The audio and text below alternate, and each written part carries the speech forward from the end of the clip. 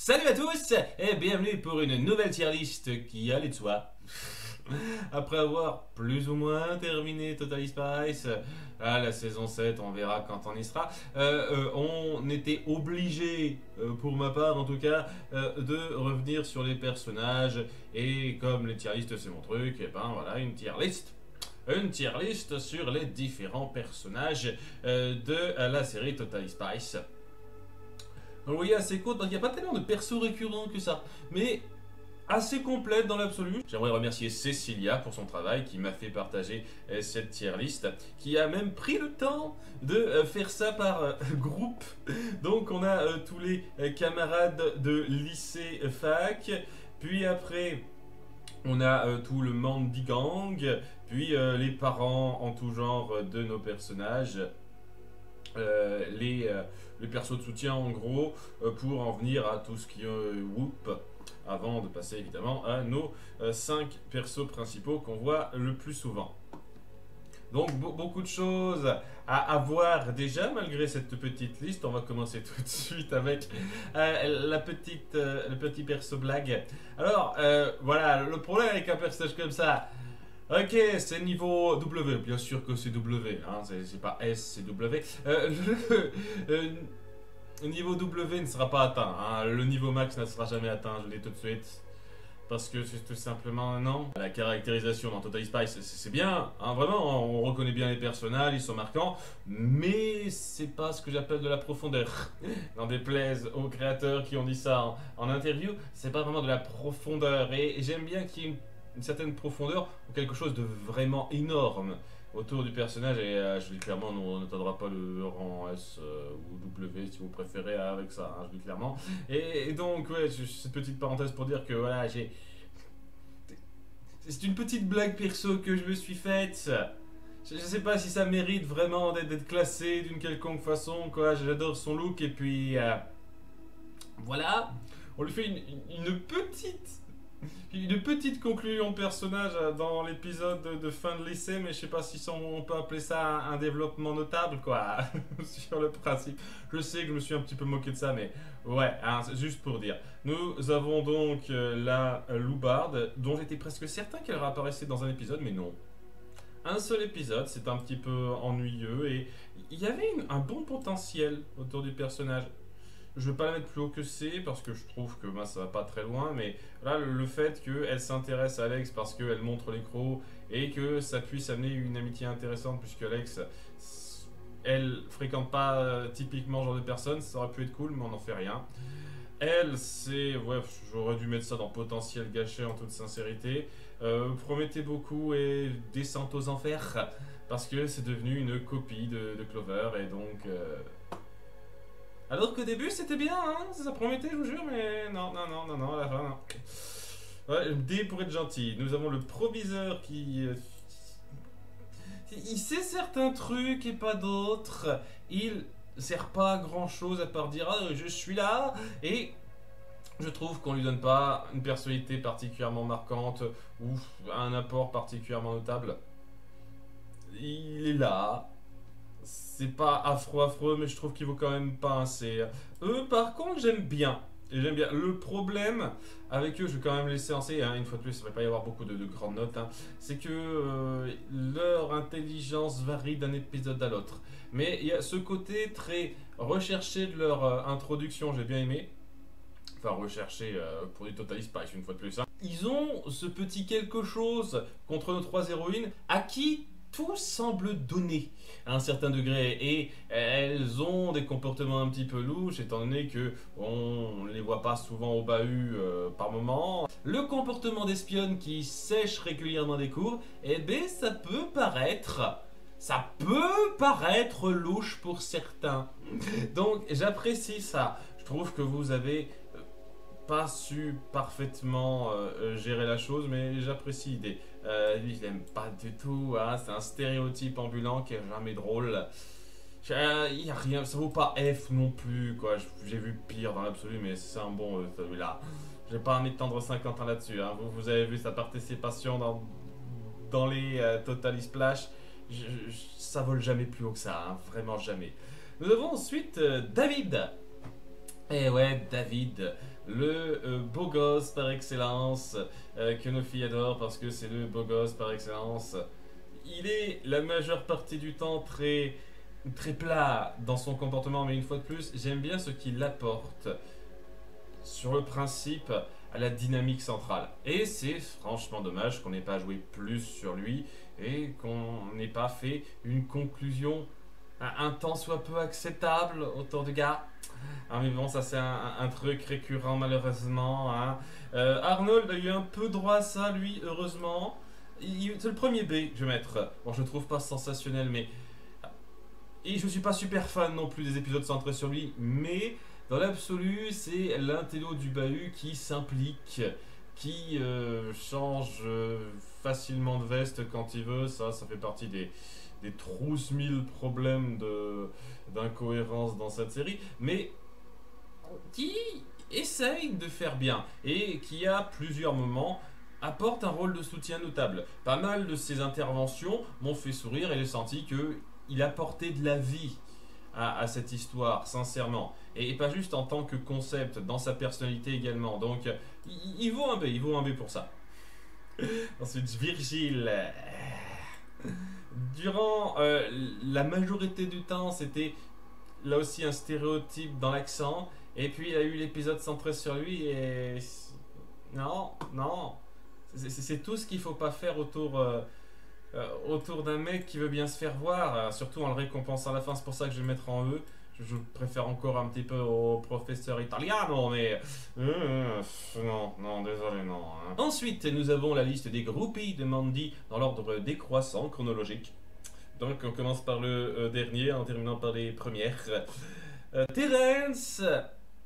Je peux pas m'empêcher d'avoir un peu de peine pour le gars, sincèrement. Néanmoins, j'estime que on ne s'est pas donné suffisamment de poids et de développement à ça. Ça me rappelle beaucoup un truc que j'ai vu dans la saison 1 de Miraculous Ladybug. J'ai vu que la saison 1, une fois de plus, c'est pas une priorité de voir la suite. Désolé, hein, les gens qui disent « Ah, Miraculous », non, ça va, pas tout de suite.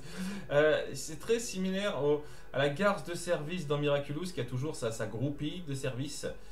Sa boniche de service en gros, et qui accepte tout ce qu'elle lui fait sans qu'on prenne vraiment le temps d'appuyer que c'est mal pour elle. Et quand on fait un épisode centré sur ça, on dit au bout du compte que ouais, y a pas de problème. Elle accepte de se faire traiter comme ça parce que c'est son truc, et je sais pas, c'est le genre de choses qui me fait pas grandement apprécier un personnage quand il en est vraiment au stade. Je reste dans cette espèce de carcan qu'on m'a créé parce que ouais, il se fait maltraiter le gars. Hein. Et l'épisode centré sur lui aurait pu être le début d'un développement qui aille plus loin que ouais, je reste le sous-fifre de cette femme, mais non. Malheureusement, non. Et ça, c'est un peu dommage. Si on avait pu faire un tout petit peu évoluer la chose, j'aurais pu apprécier davantage le personnage tel quel, ça va sans plus. Mindy, alors, ouais, c'est le pire du lot pour moi dans les sous-fifres de Mandy parce que c'est une Mandy bis, quoi. C'est juste. Bonjour, je suis Mandy avec des cheveux blonds. C'est ça. Ça, c'est Clover en fait. Presque, j'exagère un tout petit peu le trait. Parce que voilà, dans l'absolu, Mandy est un peu plus vache que Clover. Bon, on en parlera un petit peu de ça. Mais ouais, je trouve que faire un copier-coller d'un personnage pour juste avoir Mandy en double, c'est pas extra comme façon de voir les choses. Autant quand elle a un sous-fifre, ça crée une dynamique. Quand elle est juste là pour jouer sa doublure, vaut pas trop pour moi. Hein. Nous avons ensuite, alors je sais jamais comment elle s'appelle parce qu'on dit leur nom genre 3 ou 4 fois en tout et pour tout. Genre cumulé. La première fois qu'on dit le nom de celle-là, il me semble, c'est lorsque il y a Clover qui veut sortir avec son grand frère. Je crois que c'est tout, hein. Sinon, on dit quasiment jamais leur nom à ces deux-là. Tel quel, savons, c'est dans l'absolu, c'est un bon prolongement à Mandy. Voilà, on voit que c'est une gare, c'est là, c'est ces deux groupies qui l'écoutent et qui la suivent bêtement. en étant à peu près aussi vache qu'elle. Ça se voit tout de même qu'il y a un rapport hiérarchique, ce qui fait que c'est plus intéressant que Mindy, mais j'avoue que en dehors de la prolongation que ça représente, j'estime qu'elles sont là surtout pour servir à faire briller Mandy. Et une fois de plus, voilà quoi, qu'ils partent sans cérémonie, qu'on les voit rapidement et puis après plus rien. Je trouve ça franchement dommage quoi. L'épisode 1 de la saison 5 est tellement un potentiel gâché sur tellement de plans pour moi. Genre, c'est la dernière fois que Mandy se de la soie parce qu'elles vont pas à la même fac. Ok. Pourquoi vous appuyez pas un tout petit peu ces au revoir? Pourquoi vous trouvez pas un moyen de les faire revenir rapidement parce que c'est les vacances après la fac ou un truc comme ça, histoire de dire qu'elles continuent d'être ses sous-fifres quand elles le veulent ou un truc comme ça? Non, elles sont plus là, elles n'existent plus. Et je pense pas que la saison 7 va revenir là-dessus, hein, mais bon, on verra bien. Nous avons ensuite la mère de Mandy. Ça va. Je sais pas trop quoi en dire, ça va. Elle a ce côté un petit peu hippie baba cool quand on la voit dans le passé, qui est un peu marrant. Et un tout petit peu la base d'humeur qui fera sa fille, qui justifie sa fille. Je trouve que dans l'absolu, le peu qu'on voit de son caractère, ça aide à comprendre un petit peu d'où vient la mentalité de sa fille, donc j'apprécie un peu ça. Après, voilà, quoi, c'est la mère autoritaire avec certaines considérations personnelles qui sont pas des masses développées, hein, à peine. Donc voilà, j'estime que c'est pas mal. Hein. Nous avons ensuite la mère de Clover pour commencer. Alors la mère de nos héroïnes en tout genre. Alors la mère de Clover qui a eu plusieurs refontes. Il y a des commentaires qui l'ont pointé, j'en ai pas parlé moi-même, mais oui, même dans la saison 6, on lui fait une refonte quoi. Elle avait au moins ce côté un peu ridé, un peu touché par l'âge dans son apparition dans la saison 4, mais là, rien à foutre hein, dans la saison 6, c'est juste Clover, quoi. C'est un clone de Clover. Donc ouais, c'est pas fameux. Sinon. Comme je l'ai dit, j'aimais bien un petit peu le début de personnalité qu'on lui crée dans les premières saisons, les rares fois qu'on la voyait. C'est-à-dire que c'est une femme qui veut être un petit peu encore dans le vent et que sa fille trouve un petit peu ringarde à ce niveau-là. Une fois qu'elle devient Clover bis, hein, en gros, hein, Clover en plus âgé, ben, c'est juste la mère autoritaire qui s'inquiète pour ta fille. Ouais, ça va pas plus loin. Et oui, bon, je vais pas non plus faire le détail là-dessus pour toutes les mères comme ça. Et ouais, cette espèce de truc de. C'est quoi déjà de spécialiste en lobe d'oreille. T'es con et c'est allé nulle part. Donc, je trouve pas que ce soit super. Donc, je la mets là. Hein, je la mets là, histoire de dire. Ça aurait pu être mieux, malheureusement. Nous avons ensuite donc le petit cousin que je vais mettre de justesse en bas du D. Hein. La limite un E. Mais ouais, je trouve que dans sa deuxième apparition, ça va mieux.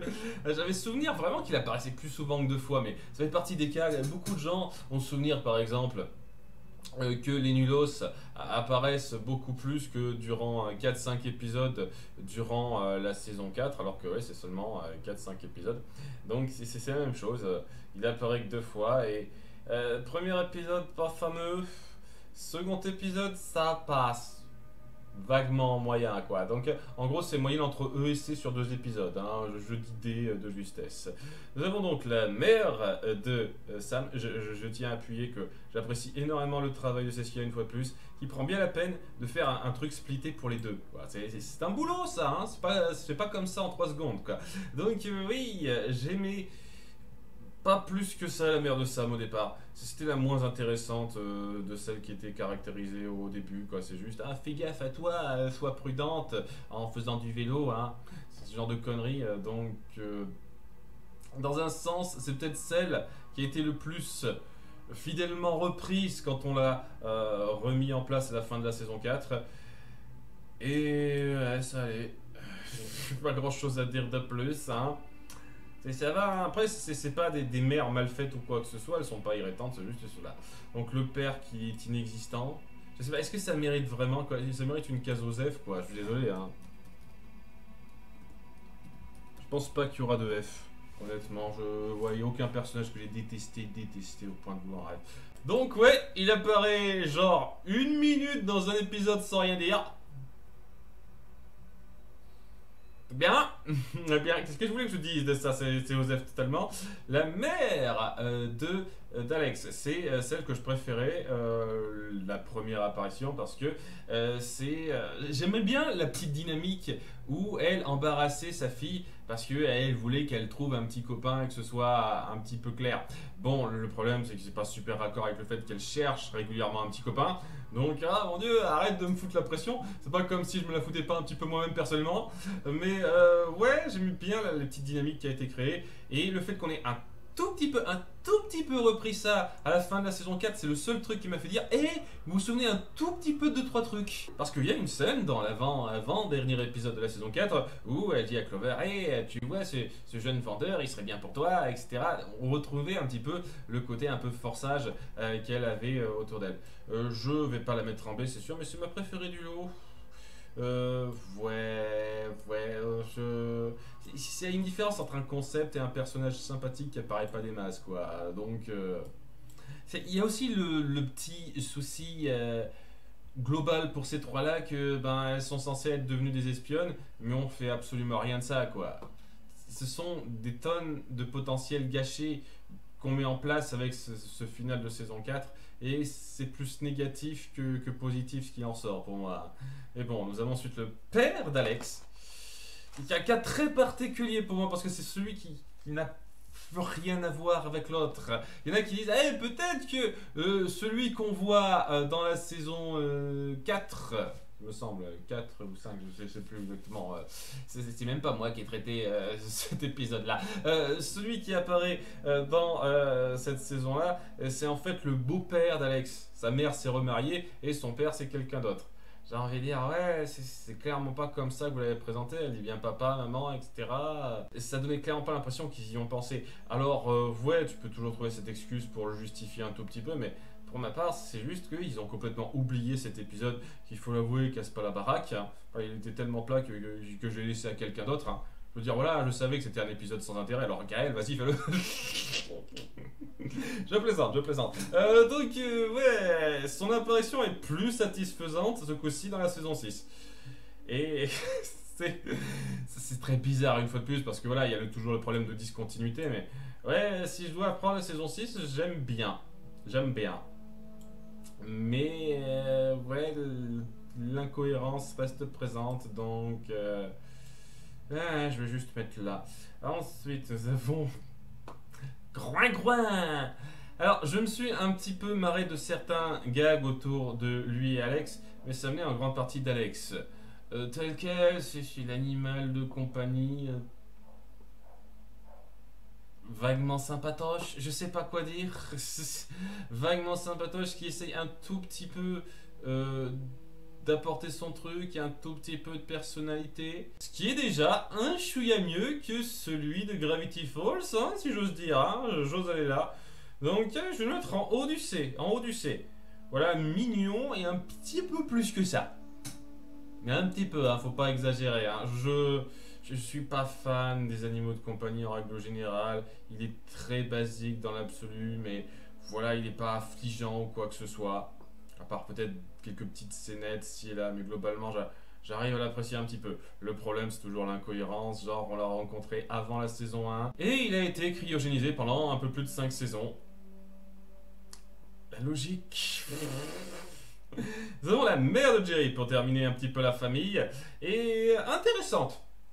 Je trouve que les fois où on la voit avant donc son apparition, son rôle un petit peu important à la fin de la saison 5, ne laisse pas paraître une seule seconde la révélation de ce final de saison, comme quoi c'était une ex-espionne.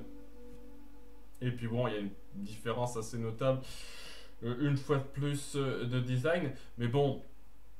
au-delà de ça, elle est vraiment intéressante que quand elle commence à être mise en avant. Et j'aime bien le concept, on n'en fait pas des masses. J'ai apprécié Enfin, j'ai pas des masses apprécié l'épisode final de la saison 5, qu'on soit d'accord, mais l'idée du personnage était cool. à la fin de la saison 5. Et ce qu'on a fait dans l'épisode où elle apparaît dans la saison 6 était sympathique. Donc ça allait bien, ça allait, je vais la mettre voilà, en haut du C, elle aussi, juste à côté de Groin Groin. Nous avons ensuite donc les différents membres du Whoop. Enfin, les non-ripoux, hein, ce qui est assez rare, donc il n'y a pas une liste très haute, hein, comparé à ceux qui sont ripoux. Donc. Et oui, on commence par la spécialiste, je sais même plus si c'était le Japon ou la Chine, il me semble que c'était le Japon. Cool dans l'idée, on n'en fait rien. On n'en fait rien. Donc, qu'est-ce que vous voulez que je vous dise? C'est pareil pour Bob, quoi. Il a une petite présentation où il se la pète, il dégage un peu de personnalité, un peu comme elle, hein, dans l'absolu. Et qu'est-ce qu'on fait de ça? Rien. S'il y a un personnage d'un épisode. Genre, elle, je crois qu'on la revoit rapidement, genre pendant quelques images dans un épisode rapide, et lui, je crois pas qu'on le revoit. Ou alors dans un épisode de Réunion du Whoop où il est en arrière-plan, mais je crois pas. Hein. Vraiment, on ne fait rien de ces personnages. Donc, qu'est-ce que vous voulez, hein? Il y a elle aussi, dans l'absolu, que je vais mettre un petit peu plus haut parce que j'aime bien le concept vraiment bien et je trouve que vous n'en avez pas fait suffisamment. C'est le fait que c'est une robot qui a un début de personnalité mais qui obéit à un certain protocole. Et c'est le genre de cas que je trouve toujours sympathique à faire quand on développe ça, quand on va un peu plus loin dans le concept, mais tel quel, bah, c'est juste un concept et c'est surtout son design qui a fait qu'elle était marquante. Imaginez la même, hein, avec juste un robot lambda qui ressemble pas à grand chose et ce personnage est sans intérêt. Sans intérêt, hein, c'est ça le truc. Donc, allez, je vais même pas aller jusqu'à, je vais la mettre un petit peu plus bas. Je trouve qu'il y avait moyen de faire quelque chose et c'est surtout le concept qui me plaît plus que l'exécution. Et donc, ouais, je vais pas aller plus loin que ça. On commence enfin avec les plus notables, ceux qui restent un petit peu plus longtemps, hein, plus qu'un épisode en tout cas, avec Dean pour commencer. Dean, le spécialiste des gadgets pendant un épisode. Le super espion qui aide nos héroïnes de façon super mal fichue dans un triple épisode à la fin de la saison 3. Et celui qui apparaît histoire d'apparaître de temps en temps le reste du temps, quoi. Ça fait pas des masses grand chose de Dean, je trouve. Vous faites un petit peu plus quelque chose avec ces deux-là. Mais Dean, en toute sincérité, pour moi, c'est comme David, quoi. David en un tout petit peu mieux. C'est pour ça que je vais mettre juste derrière David. Dans l'absolu, c'est David avec le concept que ce coup-ci, c'est quelqu'un qui est de leur univers d'espionne. Donc, il y a une attache un peu différente, mais il y a aussi ce côté, on recherche un petit peu l'affection de ce type-là, qui avait le potentiel d'être intéressant dans l'idée si ça avait été plus récurrent. Mais ça n'a pas été le cas. Et c'est ça qui est dingue, parce que j'avais vraiment souvenir, après mon premier visionnage, que ces deux-là étaient un peu plus mis en avant que ça. Mais quand on fait le compte des épisodes, c'est vraiment pas fameux. Hein. Il n'y en a pas tant que ça, hein, pour l'un comme pour l'autre. Et c'est dommage, parce que là, vous avez des bons concepts, vous pouvez les développer, aller plus loin avec. Et vous ne le faites pas, vous ne le faites pas. C'est vraiment dommage. Blaine, je vais le mettre en D. Je sais que ça va être comment reçu, parce que pour moi, c'est pas juste un concept gâché et qui laisse un petit peu de regret, c'est un concept gâché qui irrite Blaine. Dans le sens où, enfin, on donne à une héroïne une histoire d'amour qui signifie quelque chose sur le temps. Vraiment, et pas juste un désir de romance comme avec Dean ou David. Non, une vraie histoire d'amour qui se concrétise un petit peu. Et vous foutez ça en l'air, en fait. Pendant 3 épisodes, vous le mettez un petit peu en avant, Dean. Et après, vous dites, on en a plus rien à foutre. On l'évoque rapidement 1 ou 2 fois, et puis après, Clover, c'est la belle. On s'en fout. Il réapparaît à la fin de la saison 5, histoire de dire ah, j'existe. Dans la saison 6, histoire de dire on passe à autre chose, et puis voilà. C'est vraiment irritant, quoi. Donc oui, il a une personnalité sympathique, même si c'est un petit peu un blaireau dans sa façon de gérer certaines choses. Mais j'ai envie de dire, Dean, c'est un peu pareil, hein. la plupart des gens ne sont pas très compétents. Hein. Si je dois gérer sur les compétences, il devrait y avoir beaucoup plus de trucs en dessous de ces. Hein. Donc, ouais, c'est dommage. C'est vraiment dommage. Je trouve qu'on aurait pu faire mieux. Alors, pareil pour Britney, qui est un concept gâché. Mais un concept gâché qu'on a un tout petit peu mieux exploité dans les épisodes où il apparaît. Il n'y a aucun moment où je trouve que elle, Britney elle-même, en tant que personnage, n'est dérangeante. C'est juste bon, l'histoire qu'on écrit un peu autour d'elle, et qui est parfois un peu coconne, et c'est dommage. Et oui, la réaction d'Alex lorsque elle réapparaît au début, c'est un peu chiant ça aussi. Mais tel quel, j'aime bien ses apparitions, et je trouve franchement dommage qu'on l'ait réellement que quoi. Allez, je fais un petit peu le topo. On a eu un épisode dans la saison 2, l'épisode où elle apparaît dans la saison 3 ou 4, je sais plus. Un truc comme ça. Elle a eu 3 épisodes, c'est dingue, d'apparition dans la saison 5. Et je compte pas le final de la saison 5, elle est là pour être présente, quoi. Ça compte pas, quoi. 5 épisodes, vraiment, hein, quand on se centre vraiment là-dessus. Hein. 5 épisodes où elle est mise en avant de façon notable, hein, Britney. C'est pas énorme. Je veux dire, c'est beaucoup plus que d'autres personnages, mais c'est pas énorme non plus. Il y avait clairement moyen d'en faire plus, et c'est dommage qu'on n'aille pas plus loin. Je trouve ça frustrant à un certain degré, mais voilà, une fois de plus, c'est pas irritant, c'est juste frustrant, parce que le peu qu'on la voit, il n'y a rien d'irritant. C'est juste dommage que vous n'en fassiez pas plus autour d'elle. Hein, c'est vraiment le côté frustrant, mal exploité qu'on pourrait pointer, et c'est clair et net que le cas suivant est un cas d'école à ce niveau-là. Hein. Avant d'entamer les vrais personnages principaux qui sont là du début à la fin, il reste Gladys, apparu dans la saison 3, resté jusqu'à la fin de la saison 4, et buté comme une mère d'Orchamps dans la saison 5.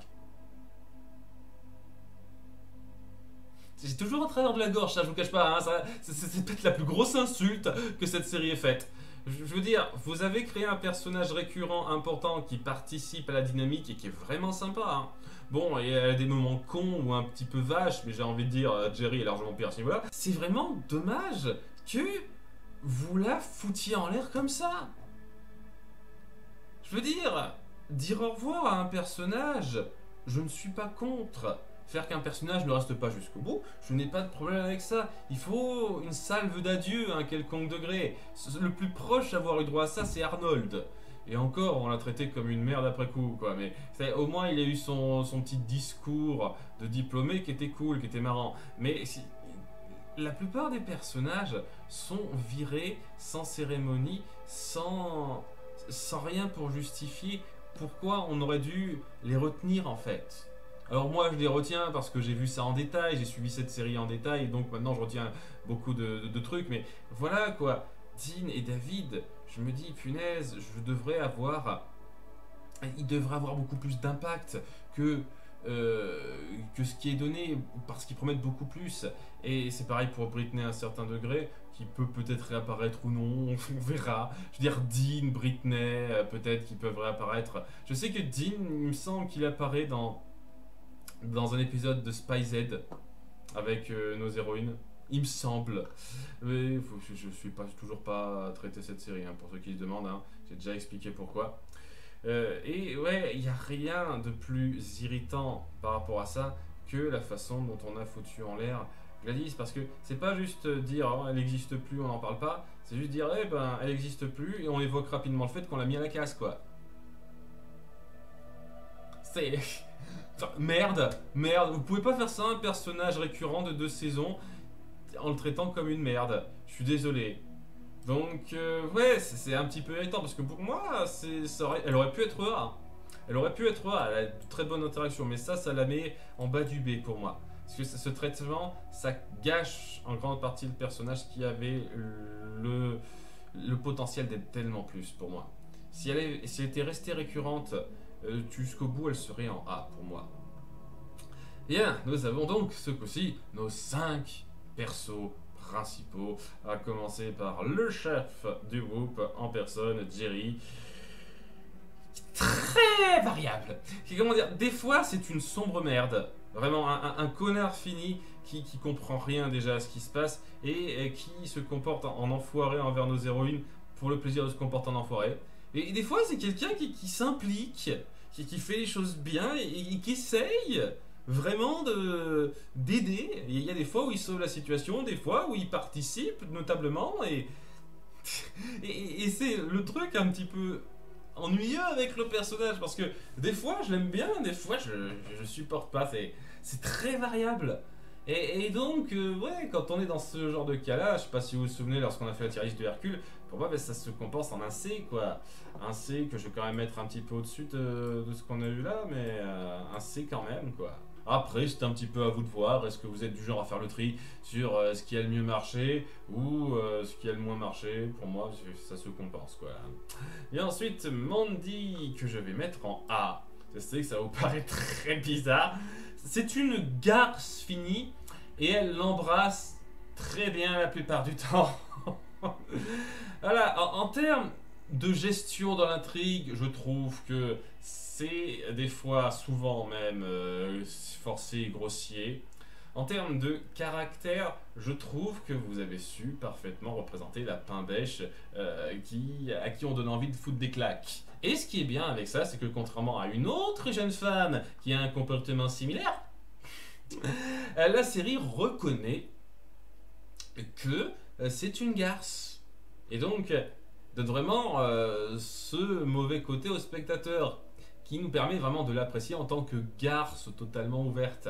Et elle a beaucoup de réactions super fun, de moments très drôles et de réactions auprès de nos personnages assez marrantes.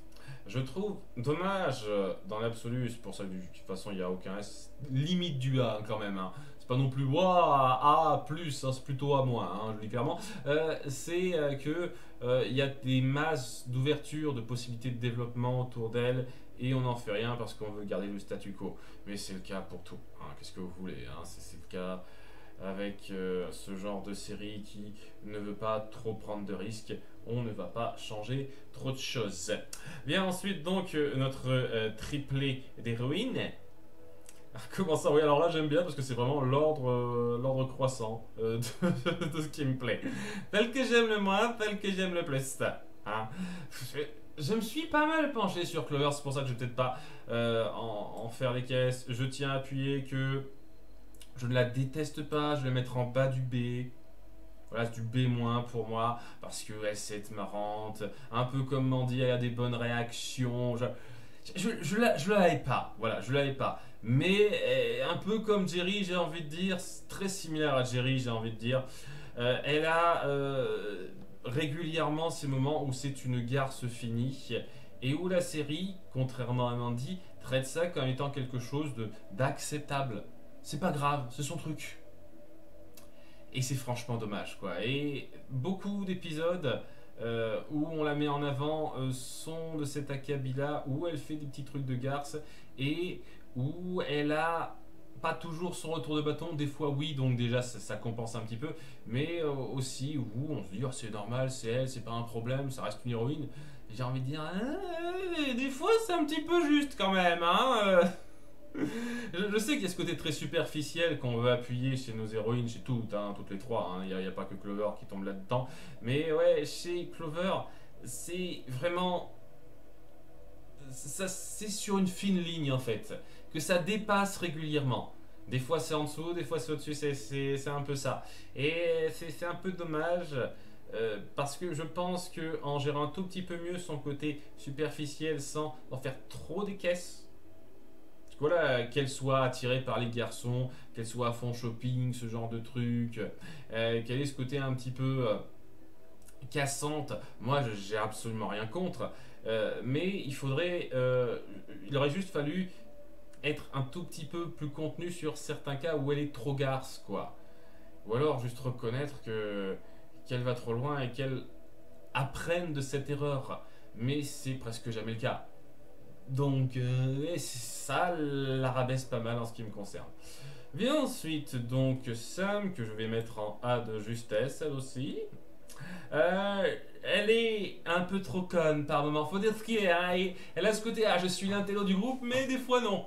Parce que tout simplement, la série repose sur le fait que ces personnages sont stupides. Faut bien garder ça en tête aussi, quoi. Cette série fait exprès de rendre ses persos stupides dans ses décisions pour créer ses gags et forcer ses scénarios. Et c'est quelque chose qui peut s'apprécier dans l'absolu dans une série cartoon. Pour ma part, je trouve ça forcé. Je trouve qu'on peut faire du cartoon sans rendre les personnages nécessairement débiles gratuitement. Débiles pour le besoin, quoi. Et malheureusement, elle souffre un petit peu de ça. Au-delà de ça, moi j'aime bien le personnage. Voilà, il a ce côté très intello qui veut faire ce qui est bien, mais en ayant ces petits à côté qui lui auraient été cool d'appuyer davantage. Mais voilà, quoi. Elle essaye d'être distinguée, elle a du mal à l'être. Elle essaye un petit peu de changer pour ses petits copains, mais elle se rend compte qu'elle les apprécie davantage quand ils sont plus comme elle. J'ai un truc que j'ai apprécié dans l'épisode où elle a eu un petit copain rapide qui était dans le mec très bien propre sur lui et qui a fini par être transformé en néandertalien et en a gardé un petit quelque chose pour être plus relâché.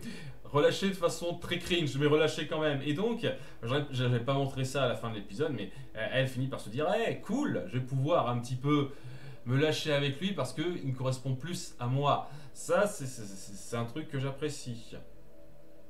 C'est dans un sens peut-être la plus intègre du lot, même si en toute sincérité Alex est pas loin derrière elle à ce niveau-là. Elle fait un petit peu plus gaffe à ce qui est juste et c'est toujours quelque chose que j'apprécie dans la plupart des cas. Vient ensuite donc ma préférée Alex qui ne vaut pas un S. Non, elle ne vaut pas un S, mais ça vaut le A, hein, c'est clair et net. J'adore son côté infantile, sincèrement. Il y a cette naïveté vraiment touchante du personnage qui a gardé son âme d'enfant et ses attaches pour les trucs un petit peu mignons qui lui correspondent, comme les animaux aussi, son amour pour les animaux a quelque chose de très mignon également. Et ça va un peu de pair pour justifier en tout cas son comportement un petit peu plus naïf, ahuri que les autres. Ça l'excuse un petit peu mieux que pour Sam et Alex. Quand Sam est débile, tu te dis ouais c'est un peu grossier et forcé. Quand Alex est débile, tu te dis ok ça va un petit peu avec son caractère. Vous voyez, quand Clover est débile un petit peu aussi, hein, ça va avec son côté superficiel, mais voilà quoi. Alex, c'est celle pour qui l'idiotie marche le mieux. Parce qu'on a créé un personnage à qui ça semble correspondre sans pour autant la rendre irritante ou plate ou quoi que ce soit. Non, elle a beaucoup de traits de caractère qui sont assez enjaillants, si j'ose dire. J'ai perdu le terme. Donc, ouais, c'est ma préférée. Je me suis déjà penché pas mal sur le personnage dans ces moments qui m'ont plu. C'est celle qui me fait le plus rire. C'est celle qui, dans un sens, me fait le plus avoir la pêche. Donc, ça méritait cette place, ça méritait cette place. On se retrouve donc avec ce classement pour le personnage. J'ai l'impression qu'il en manque quelques-uns quand même, hein. Ouais, j'ai l'impression qu'il y a une petite catégorie qui manque là-dedans. Ah, ça serait cool s'il y avait une tier list entièrement dédiée à ça. Eh oui, nous avons toute la tier list des méchants à traiter parce que vous savez quoi, il y en a eu une belle flopée. Et oui, vous pensiez que c'était la fin. Oh, non. Évidemment qu'on va parler des méchants. J'apprécie une fois de plus énormément le travail de Cecilia, qui a pris la peine de faire tous les méchants par ordre chronologique. Et qui a bien prouvé que ça pouvait se faire en nommant correctement ses fichiers. Vraiment, c'est par ordre d'apparition. Et c'est super cool. Super cool. J'adore ça. Vraiment, je la remercie encore plus pour son travail, c'est assez énorme, quoi. Et j'ose espérer qu'il y aura d'autres personnes qui viendront un petit peu s'y jeter pour faire un peu leur tier list personnelle. Donc on a la liste des nombreux méchants qu'on a eu du début à la fin.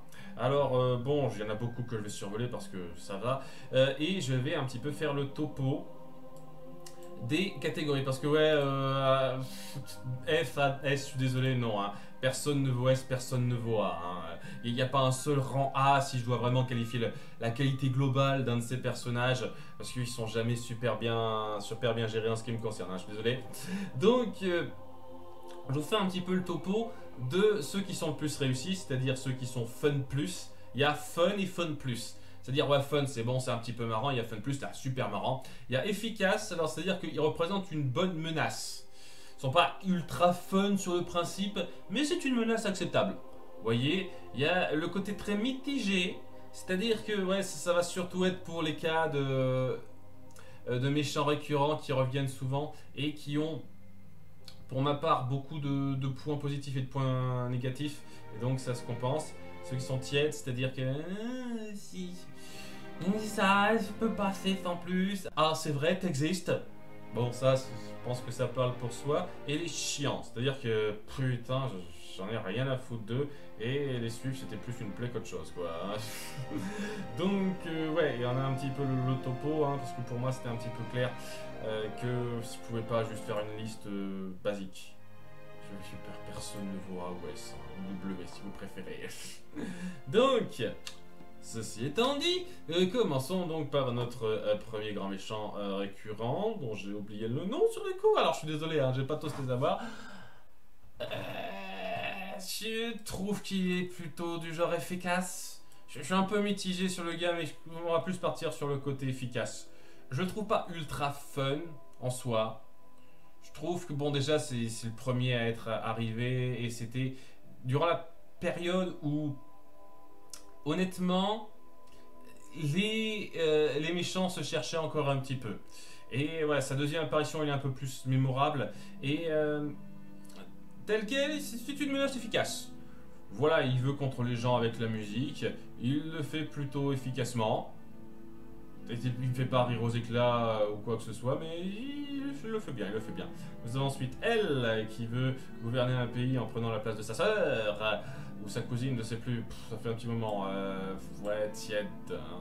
Ouais, je me souviens un peu d'elle, je la trouve pas chiante dans l'absolu, mais un peu tiède, ouais. Ça va quoi, hein, je me souviens vaguement. Ensuite, nous avons Tim Scan. Alors là, ça va être un des cas où je vais être mitigé. Mitigé parce que... il a ce côté assez recherché du gars qui veut se venger du groupe et qui a pas mal de plans un petit peu étoffés. Et j'apprécie ça. Après, très souvent, il se fait avoir comme une merde à la fin. Et étant donné que, contrairement à lui, par exemple, l'efficacité de ses plans est parfois un petit peu à revoir, surtout lorsqu'on met un petit peu en place les nulos, j'ai du mal, j'ai un petit peu de mal en ce qui me concerne. Donc... c'est dommage parce que je pense que si on l'avait laissé dans son apparition de quelques épisodes, il aurait été efficace, mais tel quel je suis un peu mitigé, ouais. Ensuite nous avons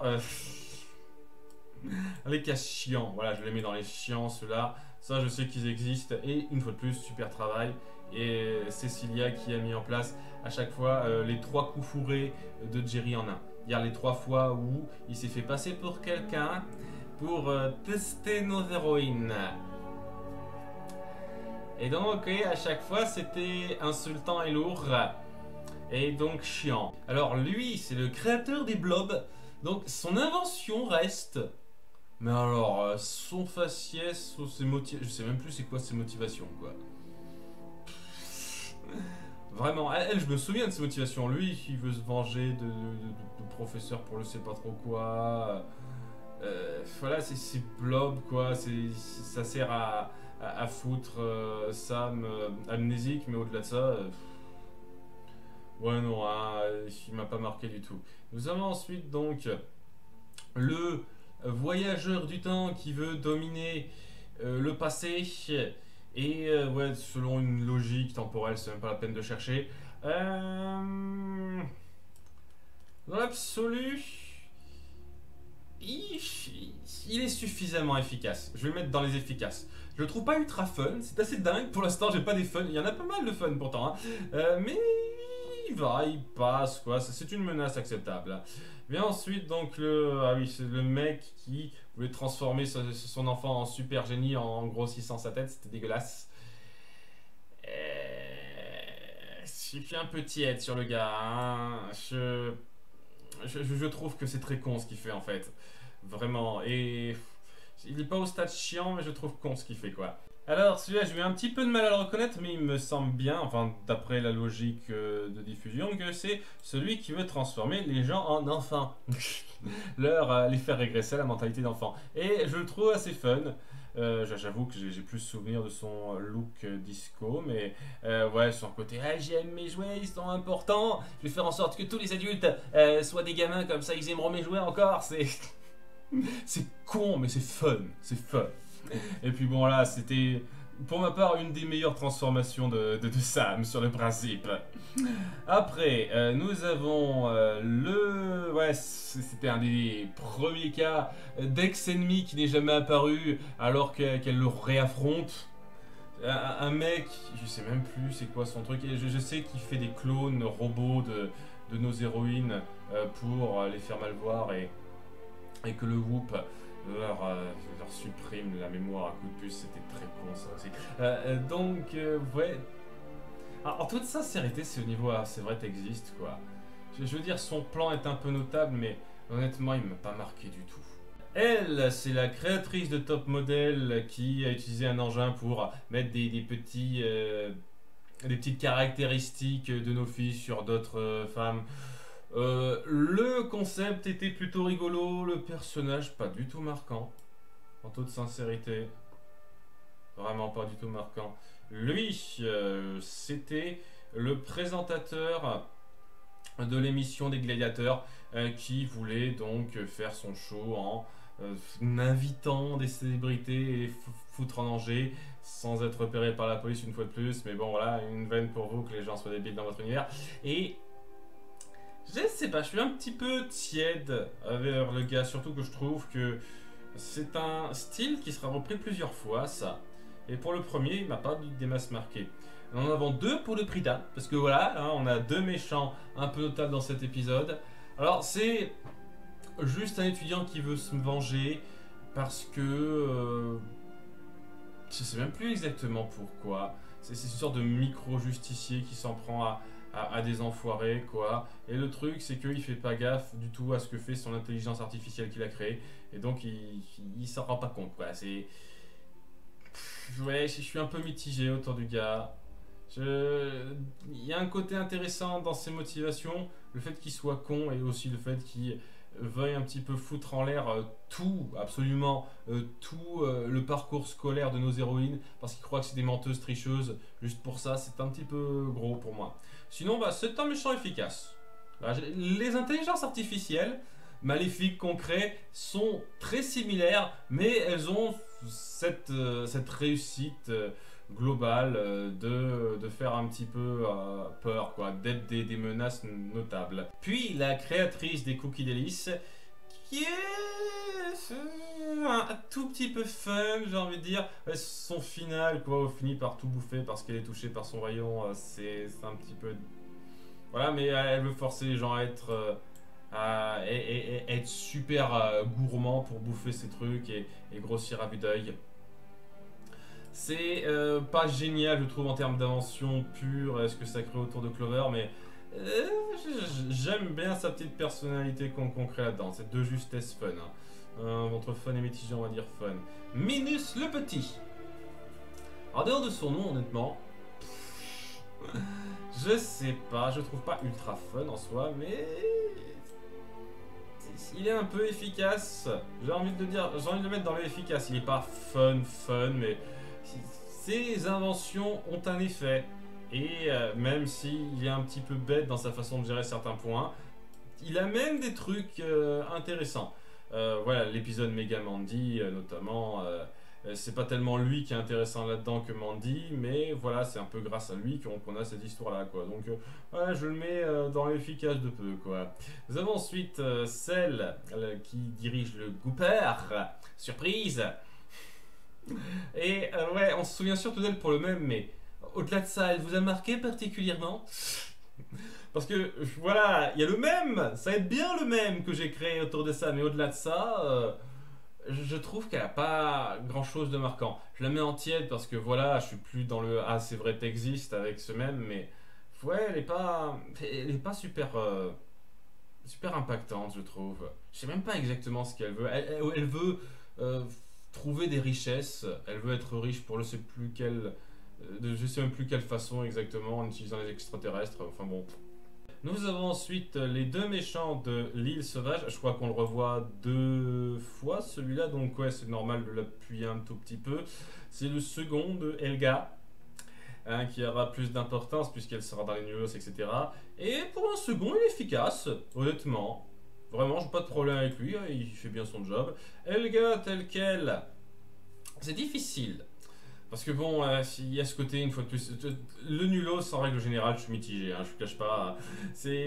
Ça n'aide pas du tout cette inclusion des nulos pour ces personnages qui sont dedans, je vous cache pas. Mais quand c'est elle, elle est plutôt efficace, elle est vachement efficace je trouve même.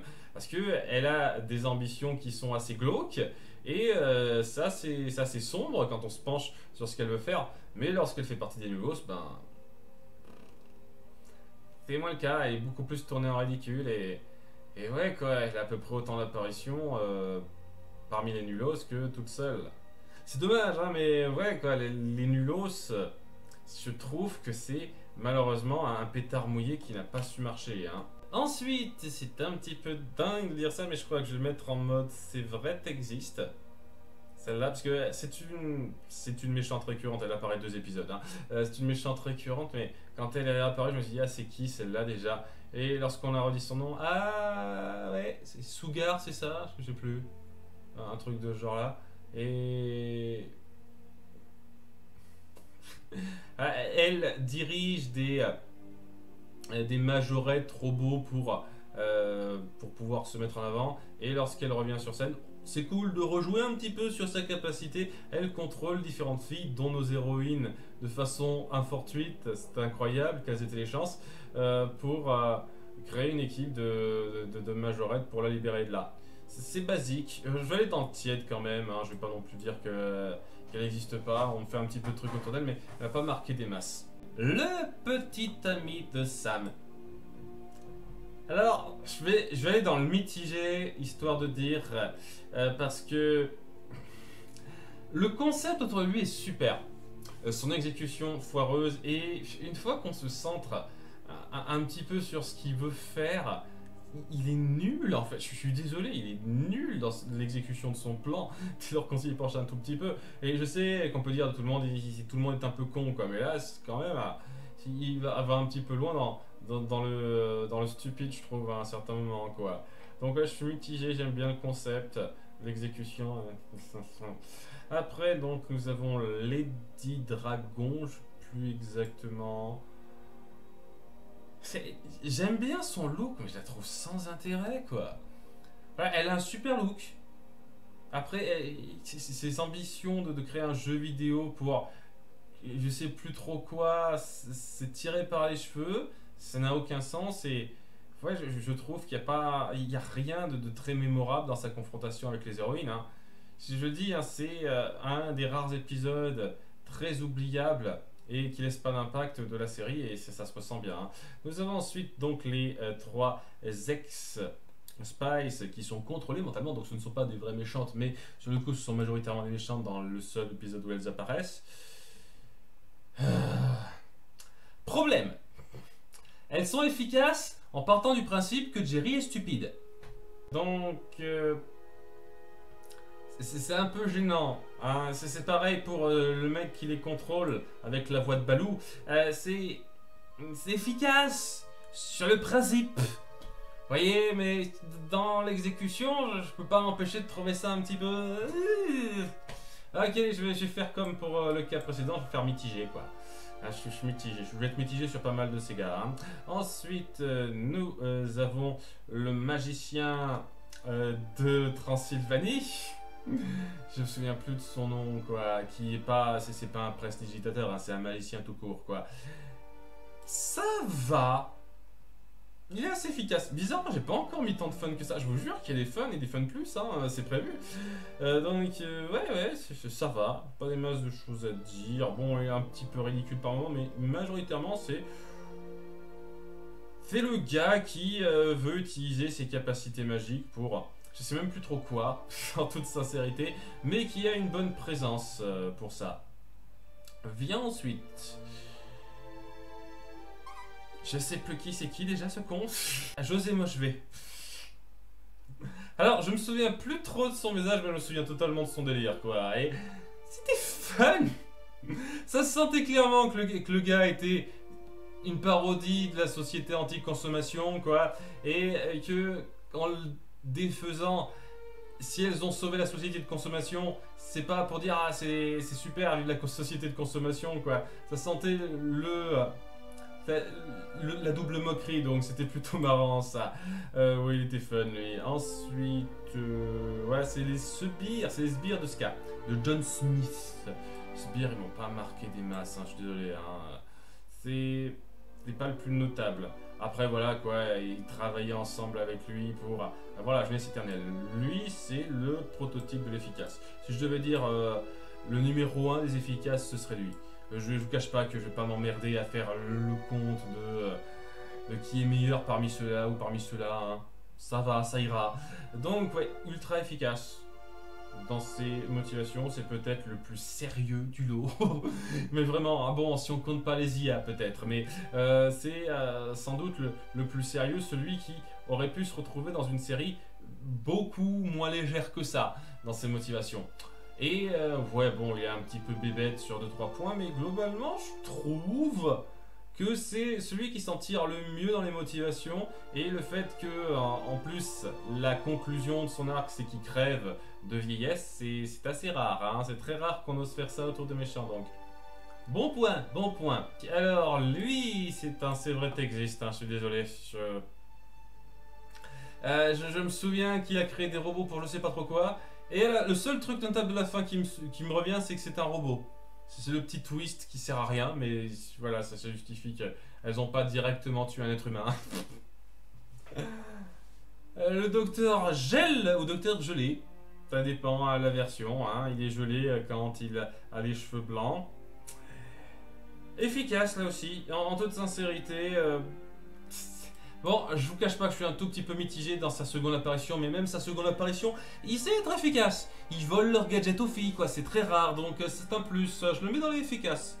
Ça va, ça va. Et puis ses motivations, le fait qu'ils veulent se débarrasser de la planète parce que les êtres humains ne la méritent pas. Il y a quelque chose d'assez fort qui en sort. Marco Lumière. Je suis un peu mitigé sur le gars, en fait. Je trouve que sa première apparition était plutôt fun.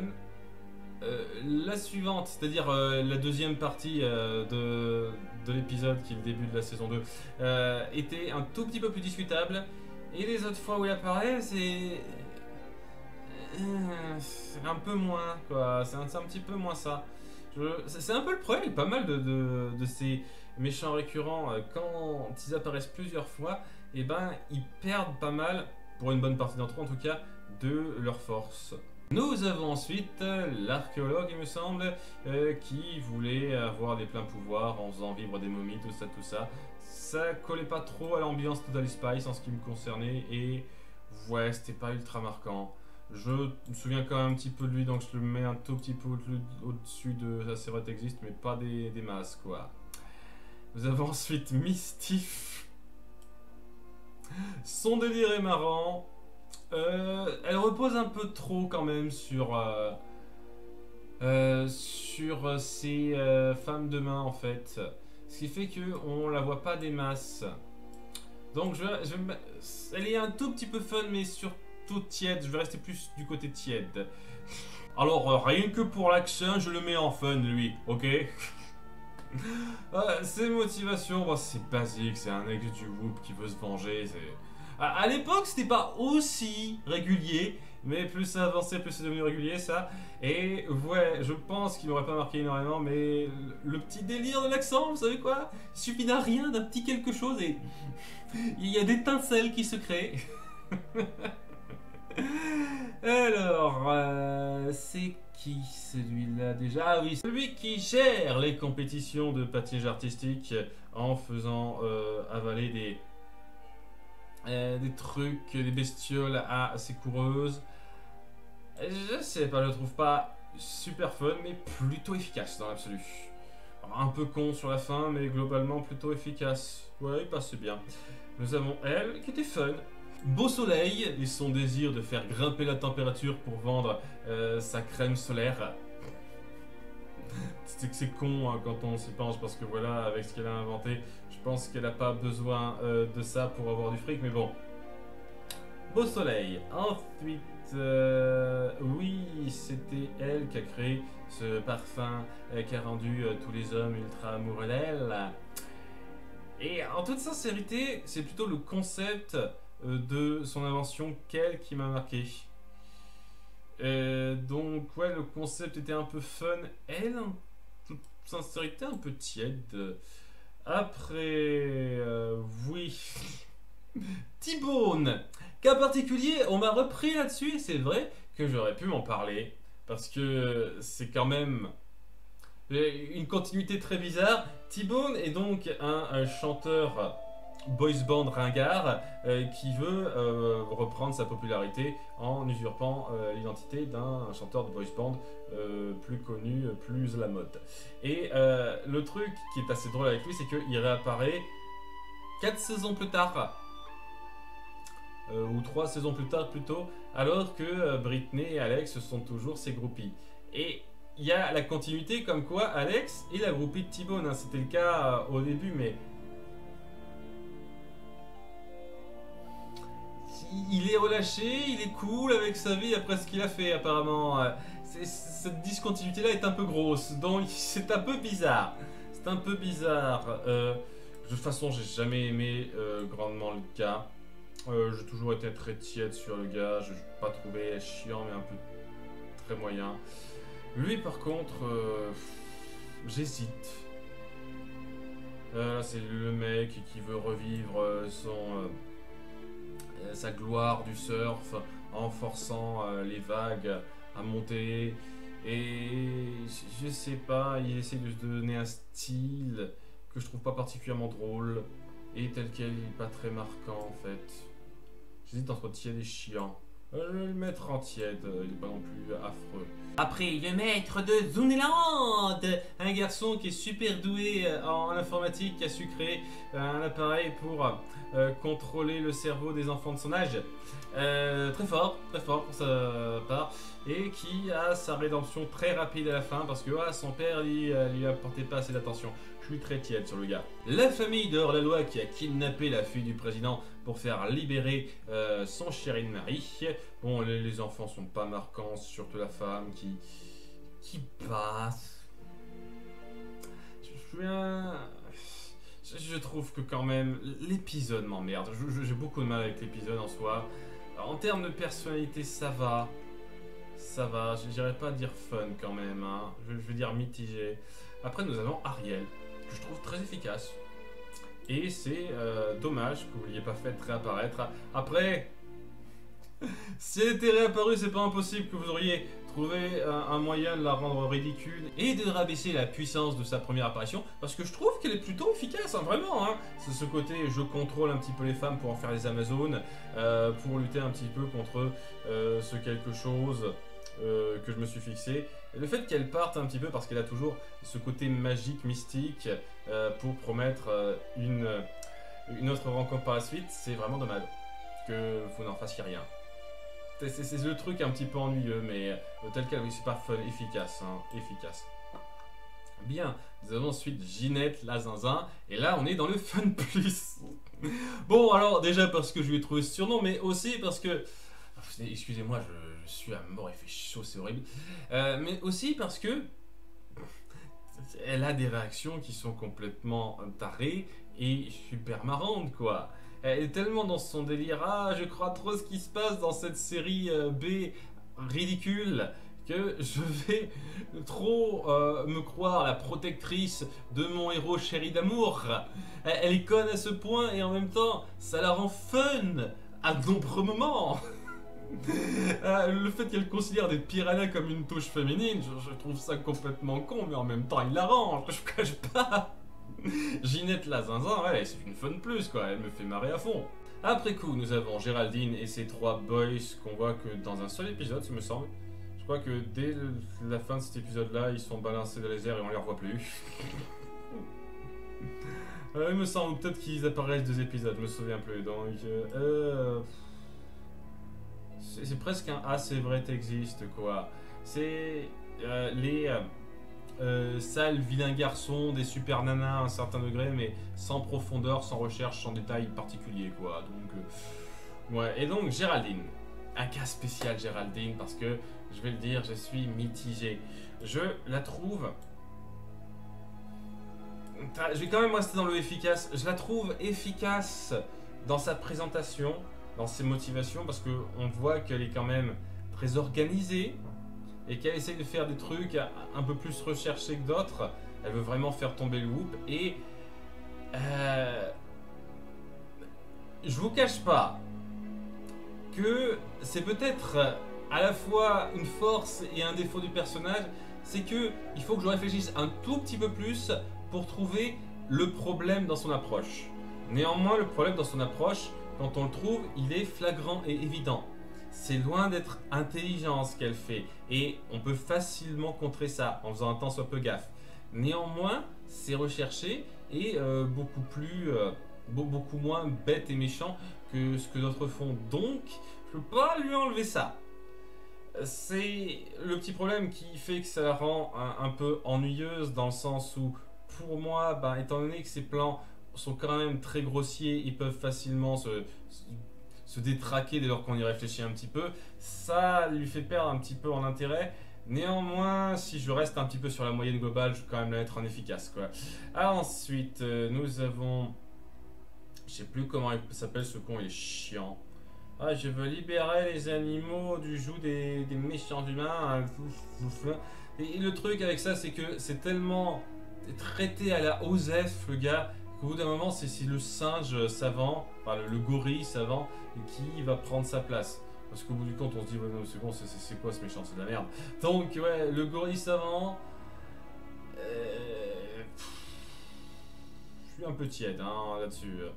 Je le trouve pas très marquant. Et c'est basique, je trouve. C'est des motivations pour lui à ce moment-là. Nous avons ensuite.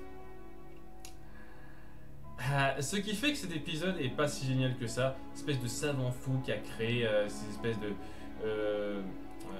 D'arbres génétiquement modifiés qui s'en prennent à ceux qui l'approchent et qui a pas fait gaffe un petit peu à la portée de son truc et donc il se rend pas compte que ah mon dieu ils vont s'en prendre à toute l'humanité, ah mince.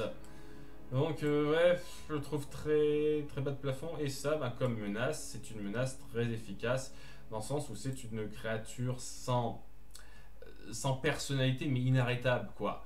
Je veux me défendre, je suis prêt à tout détruire sur mon passage. C'est très efficace comme monstre du moment, ça passe très bien. Ensuite, nous avons Monsieur Je n'aime pas que les choses aillent trop vite.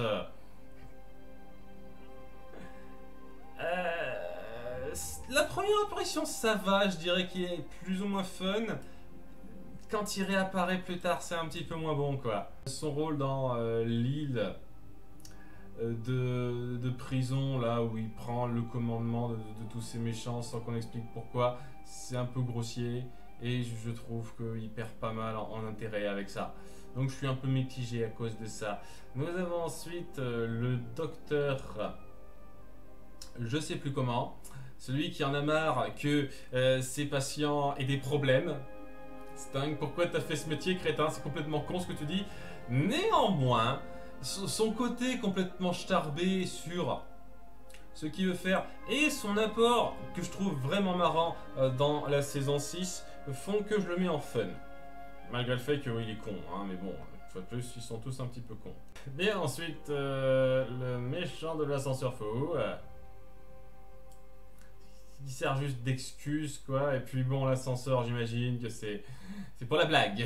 C'est pour la blague qu'elle l'a compté, Cécilia, merci une fois de plus. C'est marrant, l'ascenseur est donc l'ennemi principal de cet épisode. Je sais pas, je trouve que pour un épisode clip show, on peut faire pire. On peut faire le second épisode clip show qui est nul à chier. Donc, ce qui représente cet ascenseur, je sais pas. On va mettre ça en tiède, hein, pour le principe. Ensuite, le garçon parfait, ou peut-être pas. Je suis pas fan du gars, honnêtement. Ses motivations sont ridicules. Pourquoi il s'en prend à des filles qui n'ont rien à voir avec ses peines de cœur? Pourquoi il s'en prend pas à des filles qui le concernent plus, quoi? C'est complètement ridicule. Et ouais, je trouve ça très, très bas de plafond. Alors que punaise, le gars, sur le principe, il pourrait être super doué, quoi, surtout qu'il a ce don presque d'ubiquité, mais ouais, non. C'est juste un petit peu trop con pour moi. Nous avons ensuite, alors c'est dommage de ne pas les mettre à part parce que je trouve qu'ils sont un peu particuliers, le couple qui triche à un jeu de questions pour un champion. Et ils sont marrants. Voilà, leurs motivations sont simples. Ils jouent un petit peu les accessoires qu'ils ont sur place, donc ça justifie déjà un tout petit peu mieux pourquoi ils ont accès à certains trucs et qu'ils ont besoin de fric. Et ouais, quoi, leur plan est acceptable. Le fait qu'ils soient ensemble et qu'on essaye de traiter ça un peu à la blague parce qu'ils ont des caractères assez différents, c'est plutôt marrant. Cette espèce de pain beige, quoi, qui est une sorte de Mandy Light, c'est un petit peu drôle. Après, donc, les jouets commandés méchants qui existe. En toute sincérité, c'est pas très marquant comme épisode. Je trouve que cet épisode de fin d'épisode de saison 2 est pas impactant particulièrement. D'ailleurs, leur créateur n'est pas compté, bizarrement, ou bien on veut le mettre à part, je ne sais pas, c'est assez étrange. Nous avons ensuite donc le taré de la lune qui a été abandonné, qui en veut au monde entier. Il y avait moyen de faire quelque chose de super fort, dramatiquement parlant, mais c'est juste un gros taré, donc...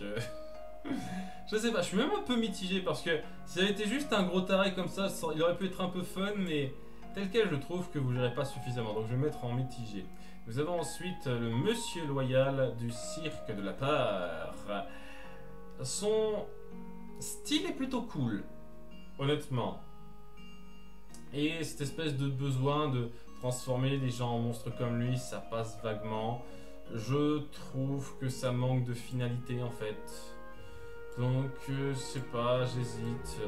Je trouve pas si fun que ça, dans l'absolu. Je veux dire, ouais, il a 4 bras, et après, au lieu de ça, il est pas ultra fun. Je vais quand même le mettre dans l'efficace de peu. Nous avons ensuite donc l'intelligence artificielle qui a pris le contrôle de ce créateur et qui a manqué de nous la jouer Terminator. Efficace, sans souci, ça.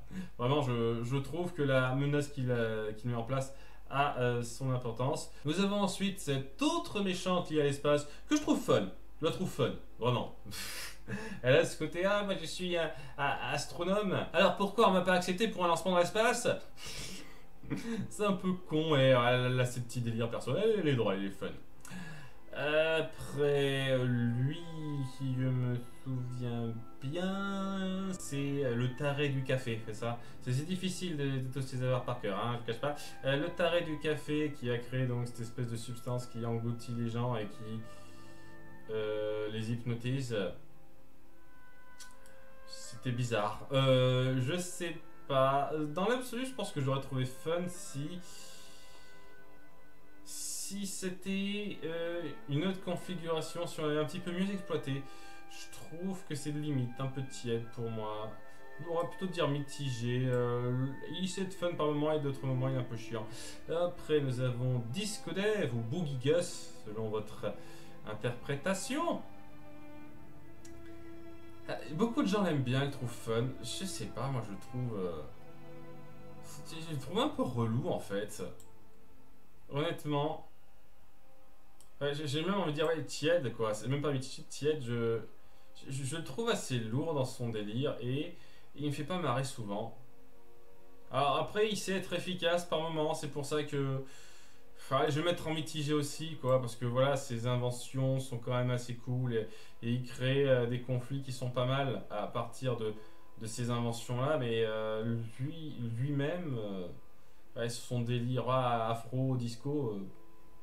C'est pas mon truc quoi. La jeune fille riche qui force les gens à faire des combats de gladiateurs avec donc des gladiateurs robots et c'est plutôt fun. C'est con mais un peu fun j'avoue. Ensuite, ouais, l'effet musclor, je me souviens déjà à peine du gars. J'ai envie de dire tiède. Voilà, il a créé une espèce d'amphétamine ultra puissante qui fait gonfler les muscles. Ouais, je suis désolé, pas trop mon truc. Ensuite, comment il s'appelle déjà ce voleur qui avait piqué ce bijou qui le rendait classe, mais qu'il a perdu et donc Arnold est devenu un autre méchant classe à la place et c'était trop cool d'être cool, comme il l'a dit lui-même. Je sais pas. Je trouve que, étant donné que c'est surtout Arnold qu'on met le plus en avant, c'est lui qui devrait être marquant. Et ouais, je suis mitigé. J'aime bien le concept, hein, une fois de plus. Mais vous le gérez pas super bien. Il a pas mal de moments un peu cons pour moi. Le dentiste fou qui m'a vaguement marqué, je me souviens un tout petit peu de lui à peine, quoi. C'est limite un assez vrai texte, hein. Et puis, c'est quoi déjà ça? C'est. Ah oui, l'île. Avec les différents méchants tout genre, où c'était surtout Monsieur Superland qui était aux commandes. Donc là, c'était des méchants de passage très rapides. Donc il y a une espèce de robot alien.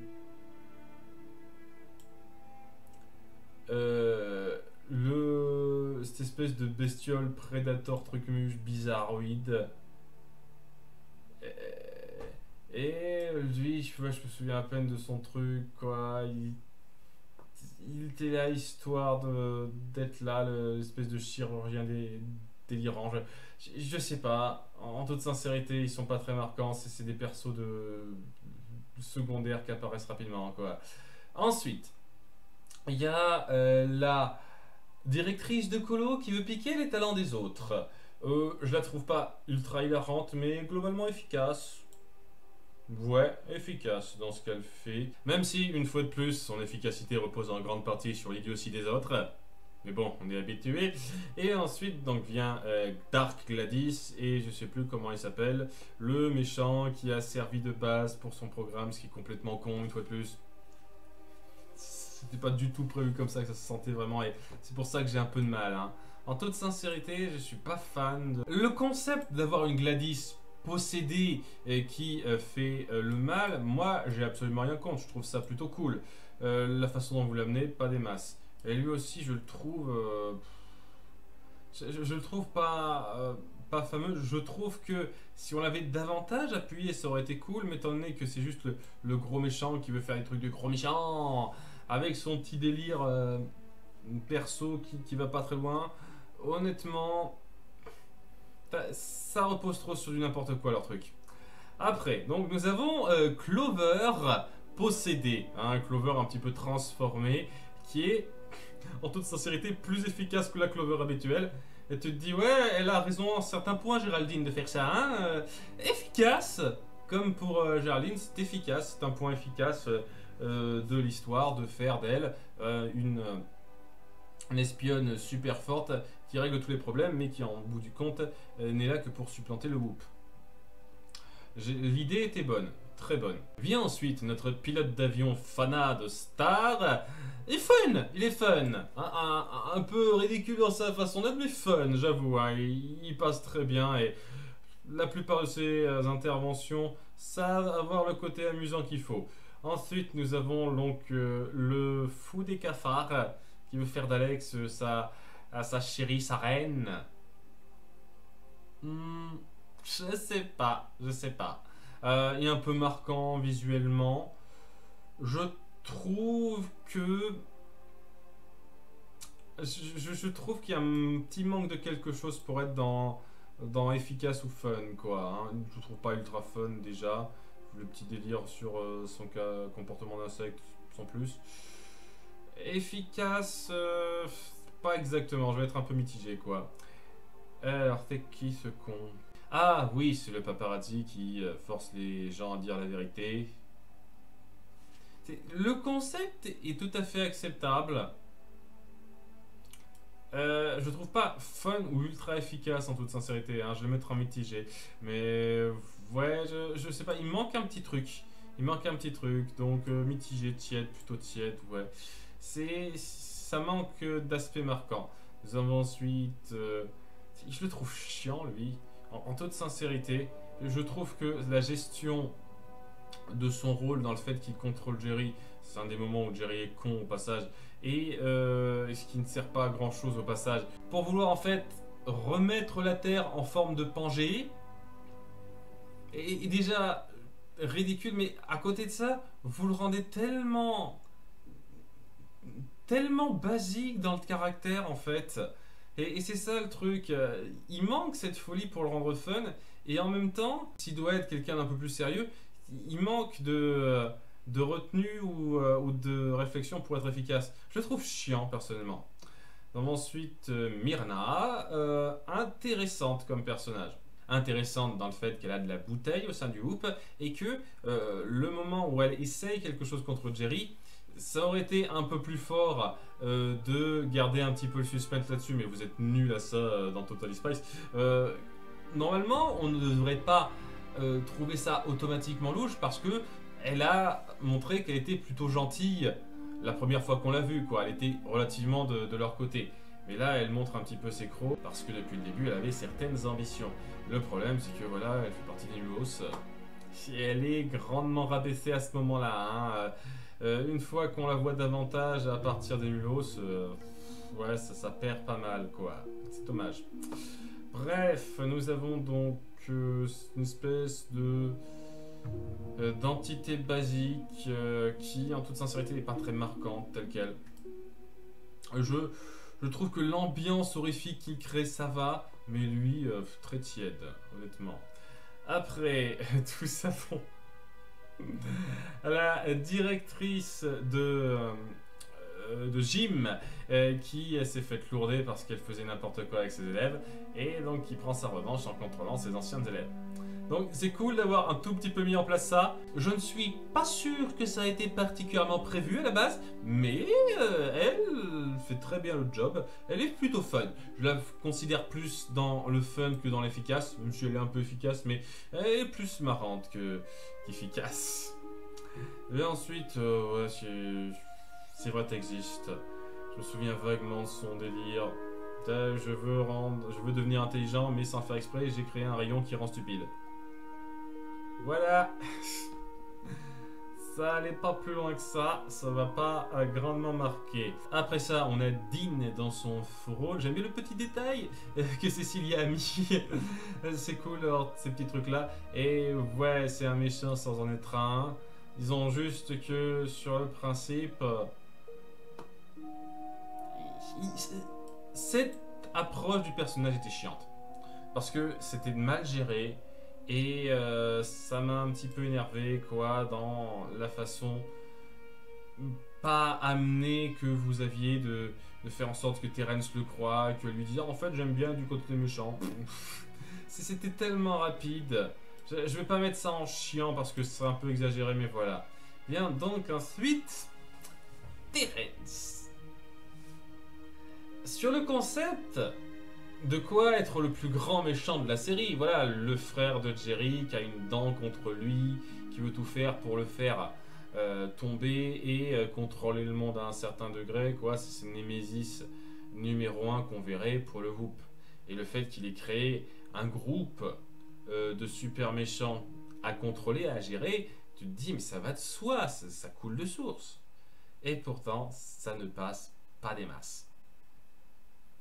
Il y a le concept qui marche, qui passe bien. Il y a toute l'exécution qui est foireuse beaucoup de temps. À tel point que j'hésite même à le mettre seulement en mitigé. Hein. J'hésite même à le mettre en tiède, mais je vais le mettre en mitigé. Parce que voilà, quoi, il y a toujours un peu cette verve comme Jerry, puisqu'ils sont des frères jumeaux. Donc on joue un petit peu là-dessus quand même. Mais je trouve sincèrement que cette idée-là aurait mérité d'être davantage mieux exploitée. Dans un cas plus sérieux et plus réfléchi, ça aurait pu être génial, mais tel quel, c'est un peu frustrant, c'est très frustrant. Ensuite, après ça, nous avons donc tous les nulos, le concept même des nulos, hein, lemos, comme elle le met, et je vais mettre directement ça en chiant. Alors, très bon concept, foiré à tel point que je trouve sincèrement que ça mérite d'être dans le pire cas. Hein. C'est chiant. C'est vraiment dommage, hein, parce que, punaise, réunir des méchants qui œuvrent ensemble pour lutter contre leur ennemi commun, c'est super, mais... Bon, Mandy, méchante du futur, c'est à partir d'une décision à la con qui sera vite défaite en revenant dans le passé. Gérer ce genre de truc, c'est pas fameux et... J'ai déjà donné mon avis là-dessus, je trouve pas que ce soit très fort ça.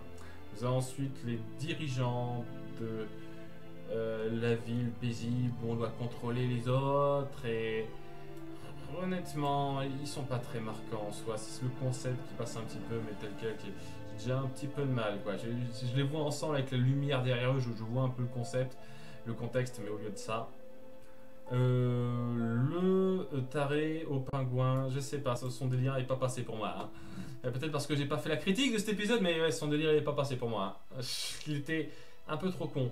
Et ouais, ça a pas mis en place quelque chose de très fun.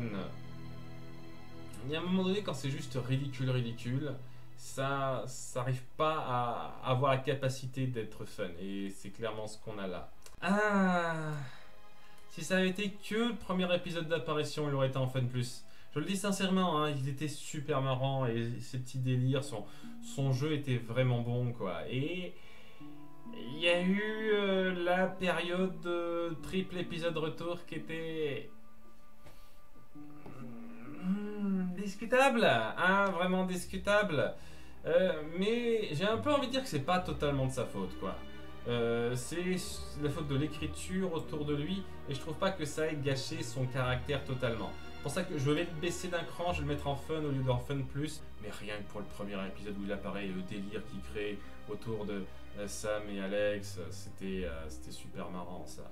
Il sait être vraiment fun celui-là. Vient ensuite Terence Jerry. Jerry avec l'ADN de Terence dans son sang qu'il a transformé en... C'était complètement débile. Je suis désolé, c'est complètement débile. Ça ne marche pas comme ça.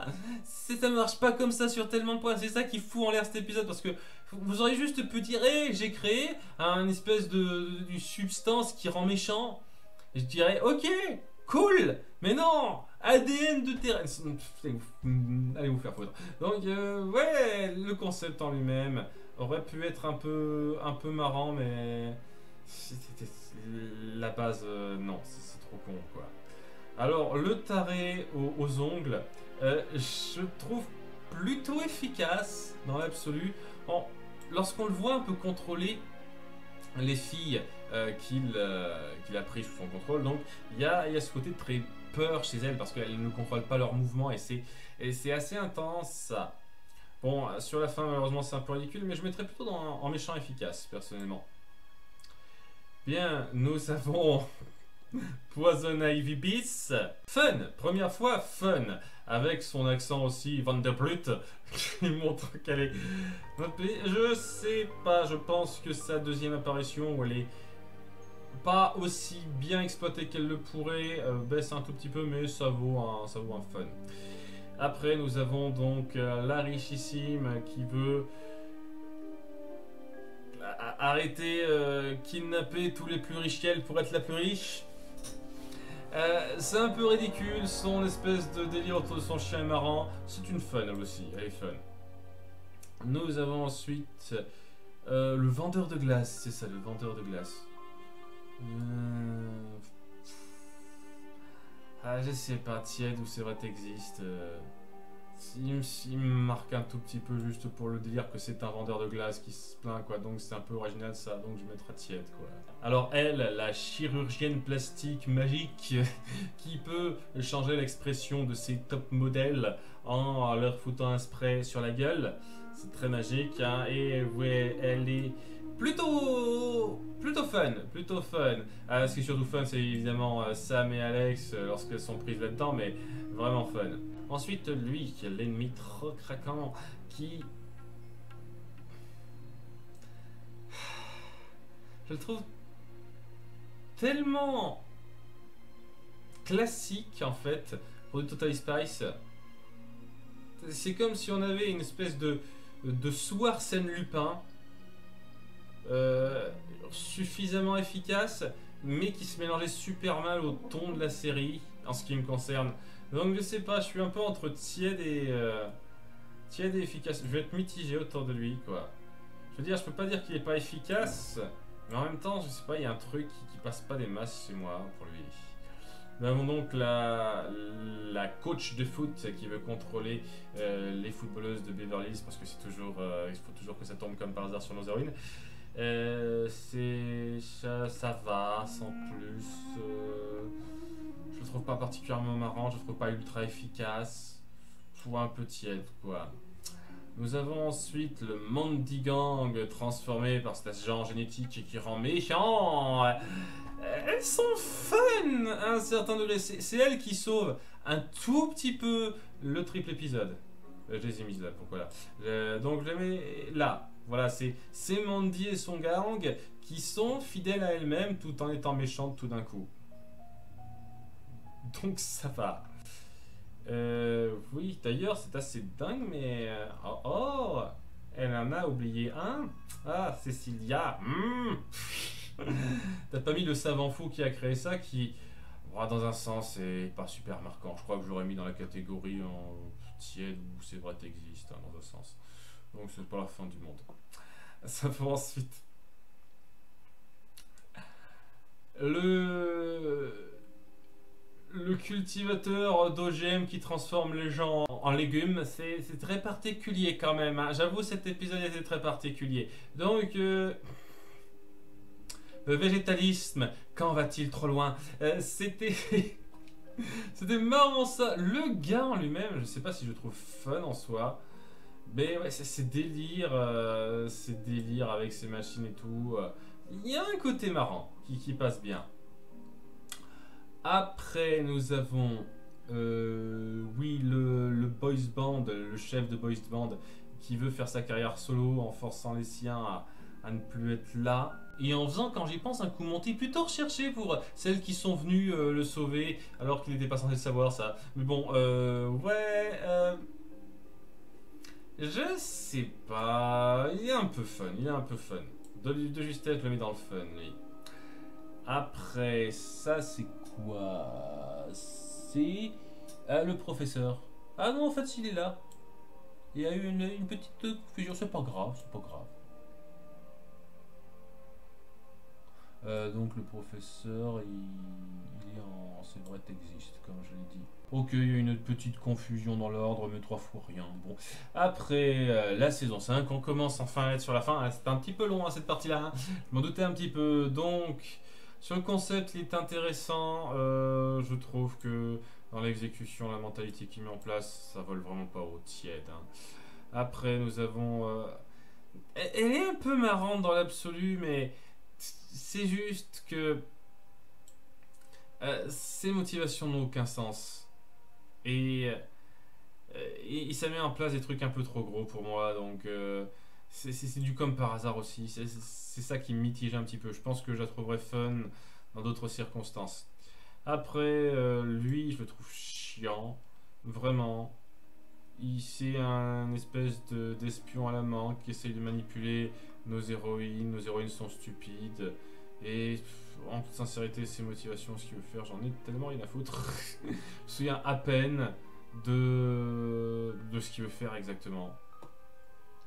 Bien, nous avons donc mamie ou grand-mère selon la version, une fois de plus, hein, ils savent pas se mettre d'accord. Et ces deux acolytes qui sont en mode c'est vrai t'existes. Je veux dire, s'ils font le décor, c'est surtout elle qui est mise en avant. Et mamie est fun. Efficace et fun, c'est une des rares dont je pourrais la mettre de façon équitable dans un cran comme l'autre. Hein. Efficace et fun, il n'y a pas un rapport de hiérarchie. Hein. On peut être efficace et plus que fun est plus qu'efficace. Vous voyez ce que je veux dire? Donc, ouais, je la mets quand même, si je dois choisir, un tout petit peu plus dans fun. Surtout que sur la fin, elle est pas si efficace que ça. Donc, un tout petit peu plus dans fun. Le méchant raton laveur qui apparaît juste pour apparaître. Ouais, il existe. Après, donc, nous avons Blaine. Je suis mitigé là-dessus. Concept cool, mal exploité, et puis Blaine est con, quoi, de croire ce qu'on lui dit stupidement. Mais dans l'idée, j'aime beaucoup le fait que on ait cette espèce de conflit à la Monsieur et Madame Smith, si je ne m'abuse. Mr. and Mrs. Smith, pour rester dans le titre anglais, qui était assez marrant sur le principe. Ça aurait été mieux avec plus de recherche dans la mise en place, mais bon. L'Atari de la sororité avec son look assez spécial, j'aime bien, et ouais, son délire de vouloir contrôler mentalement les siens pour pouvoir s'en prendre aux sororités concurrentes. C'est con, mais c'est fun. C'est fun. Nous avons donc celle qui dirige les gymnastes en croisant leur ADN avec ceux des singes. C'est original comme façon de faire. Je trouve que ce qu'elle fait est plutôt fun. Sa personnalité est pas particulièrement marquante, jamais dans tiède. Après, nous avons les pizzaiolos qui sont complètement cons. Et je sais pas, hein, je suis assez mitigé. Je les trouve fun une partie du temps et l'autre moment je les trouve ridicules. Donc je vais être mitigé.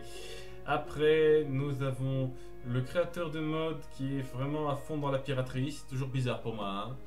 Yves Montbleu ou Montblanc, ou ça dépend aussi de la version. Ils savent pas se décider. Fun. Rassurez-moi, je vais mettre quelqu'un d'autre que Ginette la Zinzin là-dedans. Il va y avoir un fun plus de plus quand même. Nous avons donc les 3 méchants qui ont fusionné à l'intérieur de Britney.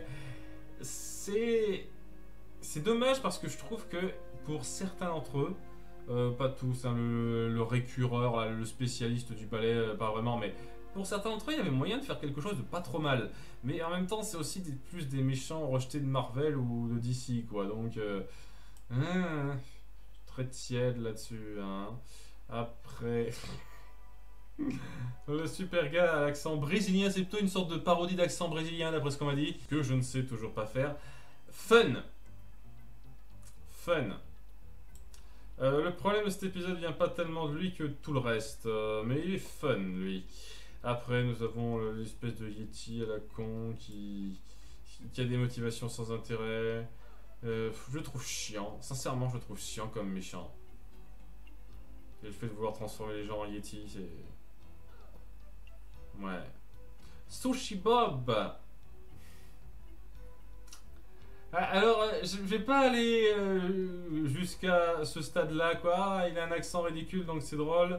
Il est quand même assez basique dans l'absolu, donc j'ai plutôt resté dans le tiède.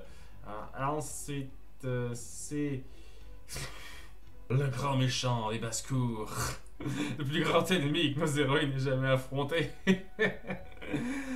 Allez, c'est une bonne blague. Hein, ça aide à élever un tout petit peu l'épisode que je n'aime pas du tout.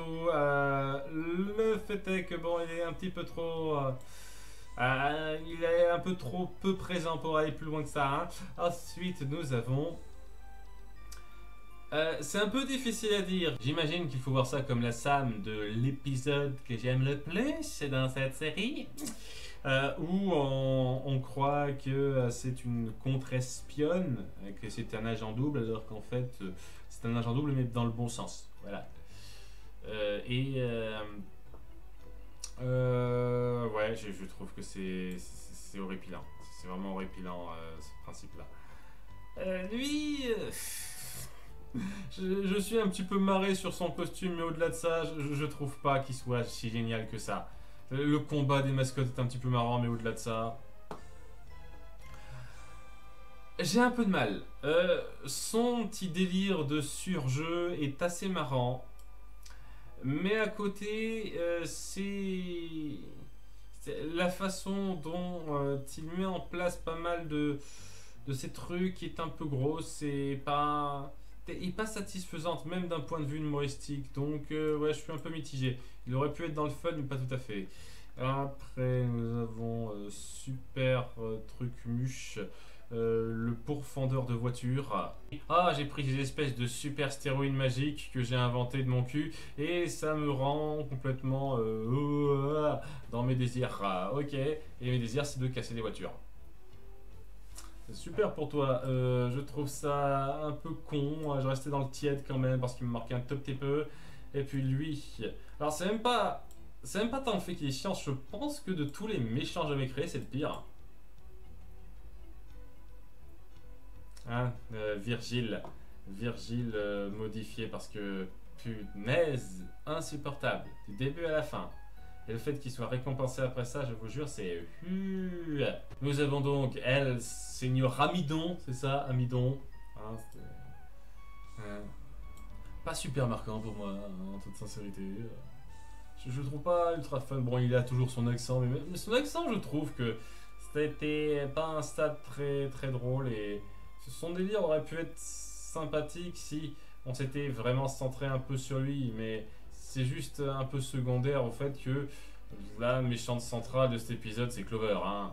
Faut dire ce qui est. Hein, il doit apprendre à retenir de ses erreurs avec ce méchant qu'elle a rapidement capturé et qu'elle doit recapturer. Nous avons donc le Père Noël qui en a marre d'être un Père Noël. Un peu con et c'est pas super fun, je trouve. Nous avons donc la nettoyeuse qui en a marre de son métier, donc qui décide de foutre la merde partout. Au point de se dire, j'ai bien envie qu'il y ait un trou dans la couche d'ozone à mon nom. Allez, rien que pour la scène de fin, je la trouve fun et dans l'absolu, ça va, elle a une petite personnalité suffisante. La mère de Jerry, transformée par son élixir qui rend méchant. Et il a pris des onces de méchanceté et il a voulu les transformer, mais sans faire gaffe, il en a mis dans le thé de sa mère, c'est con. Je suis mitigé parce que je trouve que c'est fun à certains points et intéressant, mais l'exécution manque de peps. Bien, il y a la parenthèse film avec 3 méchants tout de même. Je commence vraiment à être fatigué, hein. Vivement que ça se termine. Ah, il fait chaud, c'est horrible. Donc déjà, agent double qui sert à rien. Alors, en toute sincérité, je me souviens un petit peu de lui puisque c'est relativement frais, mais dans l'absolu, quoi. Au bout d'un certain temps, ce sera dû à ses vrais textes. Hein. Lui, un peu ridicule. Là, je travaille pour mon patron parce qu'il m'a appris le moonwalk. C'est bien. Et lui, en toute sincérité, je pense que je trouverais fun si c'était pas Karl Lagerfeld. Parce que Karl Lagerfeld lui vire toute trace de personnalité. Il ne sait pas jouer. Donc voilà, tiède, désolé. Je sais, hein, c'est pas génial, hein, mais bon, voilà, les méchants dans le film, ça vole pas très haut. Nous avons après le créateur de... c'est quoi déjà, du Twitter Mandy ou je sais pas trop quoi. Alors, intéressant dans l'approche, le nombre de gens qui veulent se venger de Mandy comme par hasard, qui sont des méchants de nos héroïnes, c'est dingue quand même. Tel quel, ça va. Tel quel, je suis un peu tiède quoi. Ouais, non, ses motivations sont un peu trop connes et je trouve pas qu'il ait une personnalité si forte que ça quoi. Le truc qu'il a créé, ça va, mais. Céline Dion. Céline Dion. Je sais pas, on est au stade où c'est un peu trop con pour moi. J'aurais sans doute mettre ça dans les fun, mais c'est un peu trop con pour moi. Je suis mitigé, quoi. C'est parfois fun, parfois con. Après, nous avons le méchant nerd qui veut emprisonner les autres dans son monde. J'aime bien le concept de son pouvoir, enfin de ce qu'il met en place. Sa personnalité, bof, elle est mitigée. Le présentateur de Super Mega Dance Show qui tenait absolument à avoir une jambe de femme pour ne plus avoir de pied gauche. C'est le truc marrant autour de lui. Au-delà de ça, je sais pas, Allez, un peu fun. Les dernières parties, la dernière partie autour de lui est assez fun. Après elle, efficace, vraiment efficace. Alors ses motivations sont ridicules. Enfin, sont compréhensibles, mais la façon dont elle les met en place sont un peu ridicules. Ouais, une fois qu'elle se transforme, il y a quelque chose de très, très puissant. Je le redis, le combat entre elle et nos héroïnes est peut-être le plus efficace, jamais fait, le plus prenant, jamais fait dans toute la série, même en comptant le film, en comptant tout ce qui a été fait avant. C'est celui-là qui l'emporte pour moi. Après, le créateur d'Astro Boy qui a une dent contre Mandy, c'était un thème dans cette saison 6 apparemment. Tiède. Ouais, une fois qu'on se centre un peu sur son passé et tout, c'est un peu con pour moi. Nous avons ensuite l'organisatrice de mariage qui qui en veut aux gens de porter ses robes qu'une seule fois. C'est con, mais elle est fun. Elle est fun. J'ai envie de dire même qu'elle est un peu efficace. Après, nous avons le méchant sorcier du film fétiche d'Alex. Et c'est...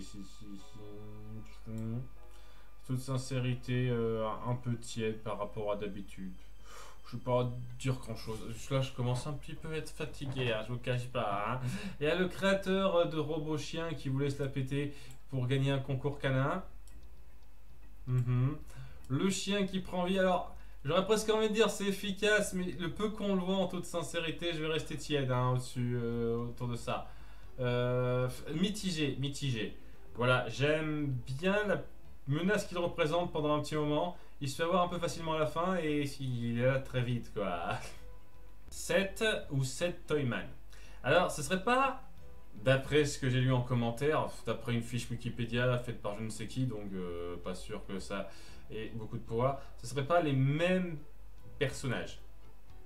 Mais d'après la fiche Wiki, le premier set serait le gothique avec qui Alex est sorti pendant un moment là, durant un épisode. Donc voilà, à prendre avec des pincettes, hein, comme la personne l'a dit en commentaire. Je sais pas, c'est le même style, même couleur de cheveux. Alors bien entendu, plus la même tenue, mais bon, c'est normal qu'on change de tenue entre temps. Pour moi, c'est 7 quoi. En plus, on voit que c'est un spécialiste des jouets et des puces de jouets. C'est ça quoi, c'est son truc. C'est le truc le plus logique. Donc peut-être que c'est une référence au fait qu'on a déjà créé quelqu'un qui a fait comme ça, on en a conscience et on l'appelle pareil. Mais pour moi, ça sent quand même un petit peu le même personnage sur lequel vous n'avez pas réfléchi. Je sais pas, hein, c'est un petit peu ce qui transparaît en ce qui me concerne. Donc, ouais, je vais essayer de ne pas prendre en compte la discontinuité avec le premier cas et même en prenant pas ça en compte, ouais, un tiède. Je trouve sincèrement que ça vole pas si haut que ça. Et le délire du chewing-gum, non merci. Bien, nous avons la patineuse artistique, il y en a beaucoup de patineuses artistiques, qui est trop nulle et donc qui veut s'occuper de tous les autres patineurs pour être la numéro 1. Donc très basique, mais elle a une personnalité fun et son côté maladroit est assez marrant, je dois avouer. Elle sait être très drôle quand elle veut. Elle, ouais, donc c'est la décoratrice d'intérieur qui a un super look, mais qui est au-delà de ça, et pas fameuse, quoi, je la mets en tiède. Nous avons le capitaine qui tombe comme par hasard sur le Whooptanic et qui veut en prendre le contrôle. C'est super forcé, et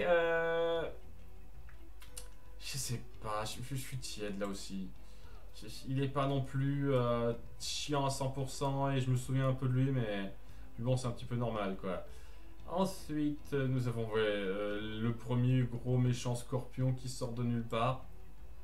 Osef quoi, hein, c'est histoire de dire qu'il faut amener Terence transformé là-dedans. Terence transformé sur lequel je suis mitigé. Parce que j'apprécie sincèrement l'idée de le transformer et de le faire gagner en confiance par rapport à comment le traitement dit. Le fait est que on ne jouera pas là-dessus et après coup il redeviendra le sous-fifre bon à tout faire qui ne pipera jamais. C'est dommage.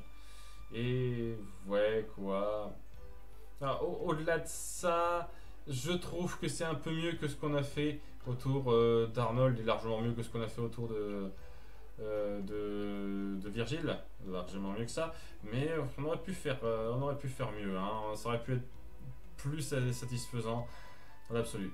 Parce que voilà, une fois qu'il est transformé, c'est très basique, hein. C'est comme Arnold transformé, je crois que je l'ai mis là ou pas, ça peut être. C'est trop cool, c'est le même principe, hein.